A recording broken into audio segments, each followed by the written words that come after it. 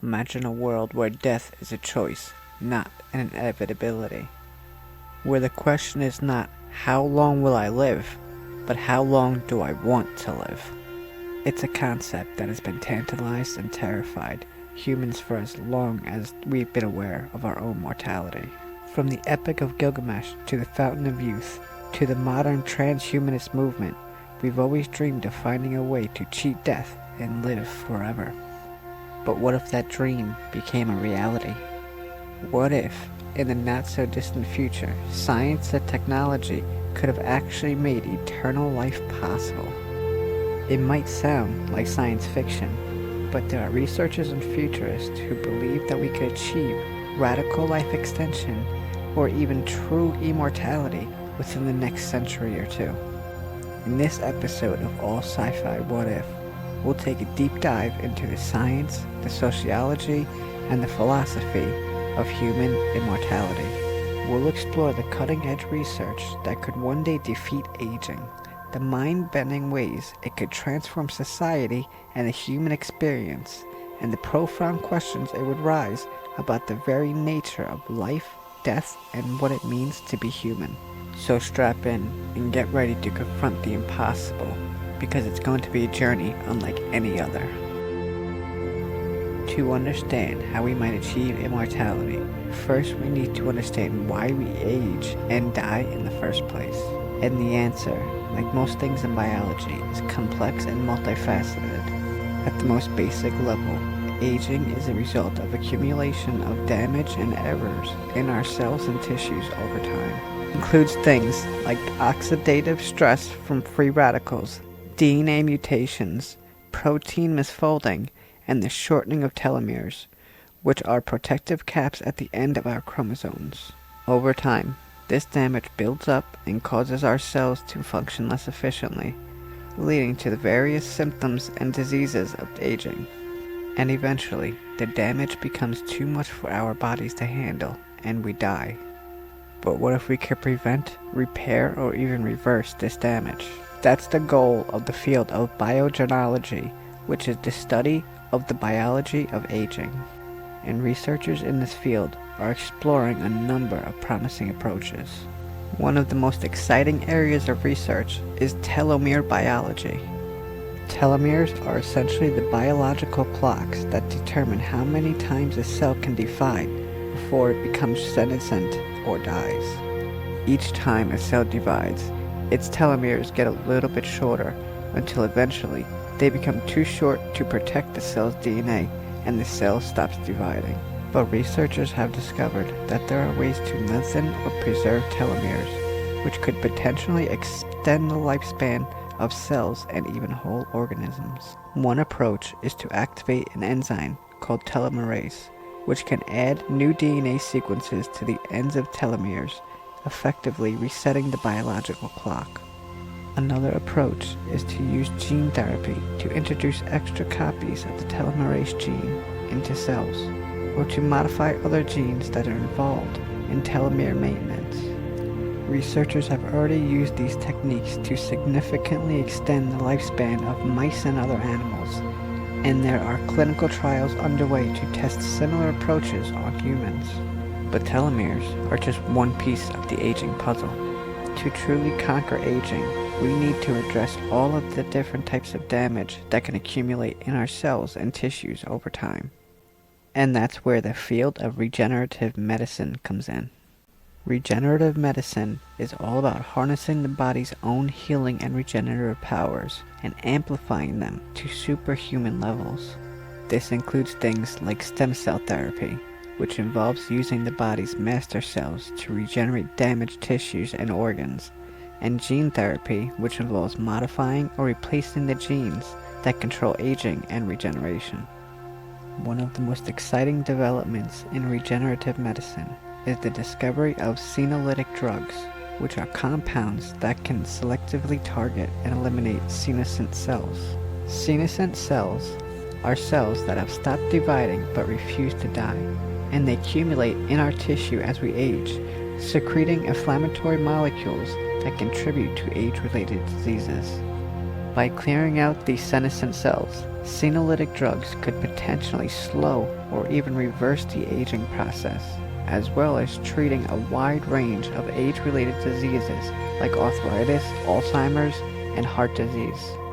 There are already several senolytic drugs in clinical trials, and the early results are very promising. But perhaps the most radical approach to immortality is to transcend biology altogether and upload our minds into machines. This is the goal of a field called mind uploading, or whole brain emulation. While it may sound like science fiction, there are researchers actively working on it. The idea is to use advanced neural imaging and computational techniques to create a detailed map of a person's brain, including all of the connections between neurons and the molecular state of each neuron. This map could then be used to create a digital simulation of the brain that would essentially be a copy of the person's mind, able to think, feel, and remember just like the original. Of course, there are still many technical and philosophical hurdles to overcome before mind uploading becomes a reality. We would need to develop much more advanced neuroimaging and computational technologies, as well as figure out how to interface the digital mind with the outside world. And there are deep questions about the nature of consciousness, identity, and personhood that would need to be grappled with.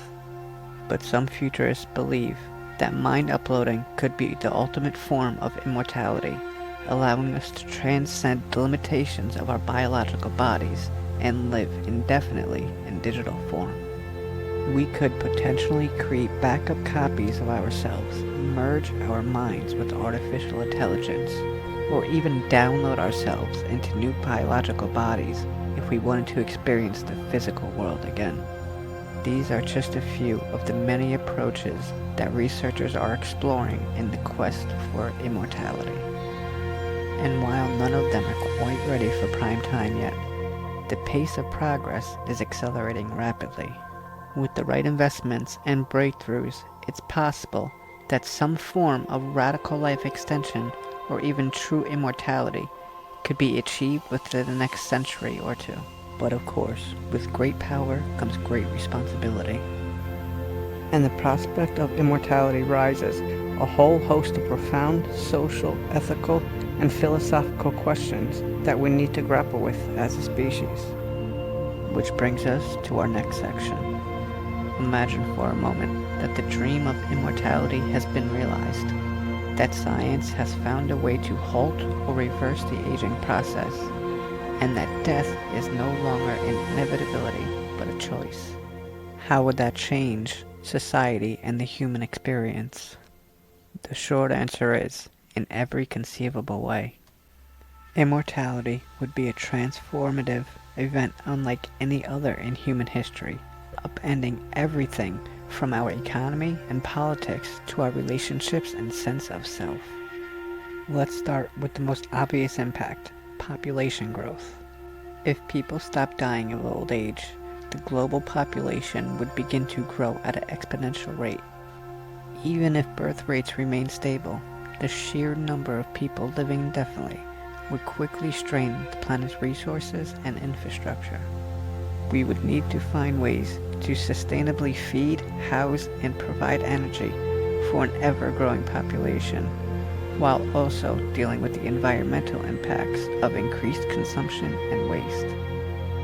We might need to colonize other planets or build vast space habitats to accommodate the growing number of immortals. But population growth is just the tip of the iceberg. Immortality would also fundamentally change the way we live and work.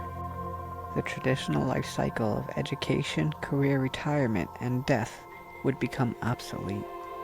Instead, we might have multiple careers and educations over the course of an indefinite lifespan, constantly learning and reinventing ourselves. The economy would need to adapt to a world where people have unlimited time to accumulate wealth and resources.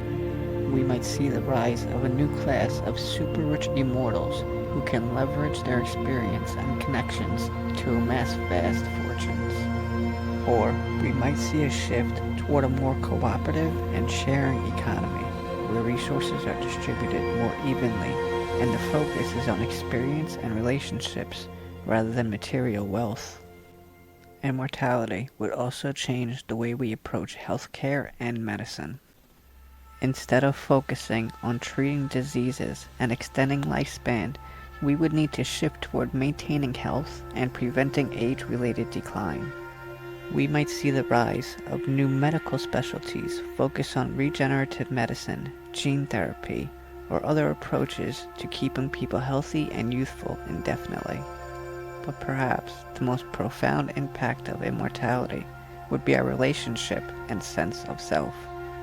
In a world where people can live forever, the nature of love, family, and friendship would be radically transformed. We might have multiple marriages and families over the course of an indefinite lifespan, or we might form entirely new types of relationships based on shared interests and experiences. Our sense of identity and purpose would also be challenged by immortality.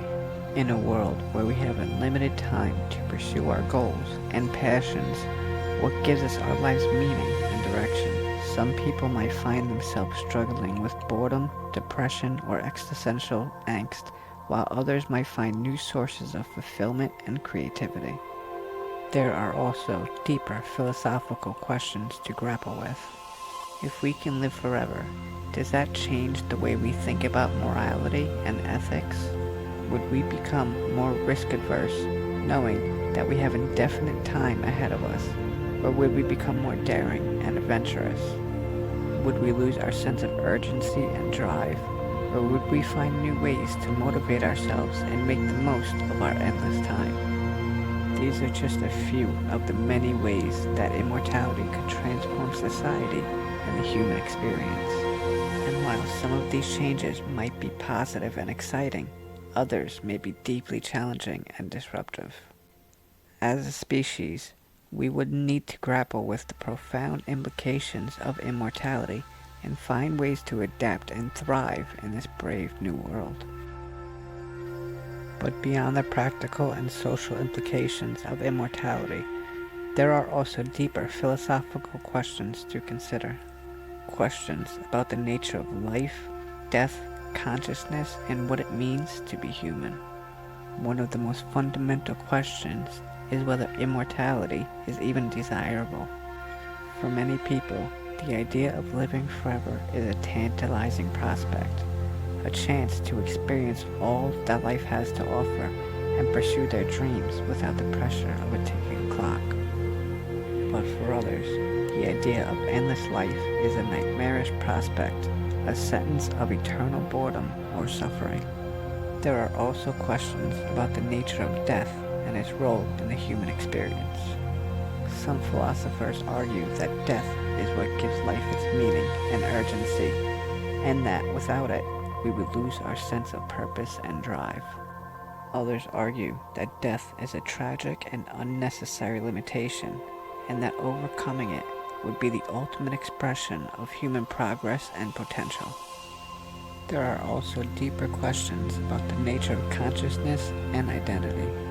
If we can extend our lives indefinitely, or even upload our minds into machines, what does that mean for the continuity of our consciousness and sense of self? Would we still be the same person after living for 1,000 years, or would we have to change so much as to be unrecognizable? Some philosophers argue that personal identity is an illusion, and that what we call the self is really just a collection of memories, beliefs, and personality traits that are consistently changing over time. From this perspective, immortality would simply be an extension of the natural processes of growth and change that we all undergo throughout our lives. But others argue that there is something essential and irrefutable about consciousness and subjective experience, that preserving it indefinitely would be a way of transcending our mortal limitations and achieving a kind of digital afterlife. There are also questions about the relationship between mind and body, and whether it's possible to truly separate the two. If we upload our minds into machines, would we still be embodied beings with a sense of physical presence and agency? Or would we be disembodied intelligences floating in a virtual void? Some philosophers argue that embodiment is essential to consciousness, and that uploading our minds would be a form of self-delete rather than a path to immortality. Others argue that the mind is simply an emergent property of the brain, and that as long as we can simulate the brain in sufficient detail, we can recreate consciousnesses in any substrate. These are just a few of the many philosophical questions and debates that arise when we contemplate the possibility of immortality. And while there may not be any easy answers, engaging with these questions is essential if we want to make informed and ethical decisions about the future of human life and civilization. Ultimately, the quest for immortality is not just a scientific or technological challenge, but a deeply human one. It speaks to our deepest hopes and fears, our highest aspirations, and our darkest doubts. It forces us to confront the fundamental questions of who we are, why we're here, and what we want to become. As we stand on the threshold of a new era of radical life extension and potentially even true immortality, we will need to grapple with these questions and find ways to navigate the profound challenges and opportunities that lie ahead. We will need to draw on all of our scientific brilliance, philosophical wisdom, and ethical conviction to create a future that is not just longer, but also richer, more fulfilling, and more meaningful for all of us. We've covered a lot of ground in this episode, from the cutting-edge science of immortality to the mind-bending implications for society and philosophy. But in the end, the question of whether to pursue immortality is one that each of us will have to answer for ourselves.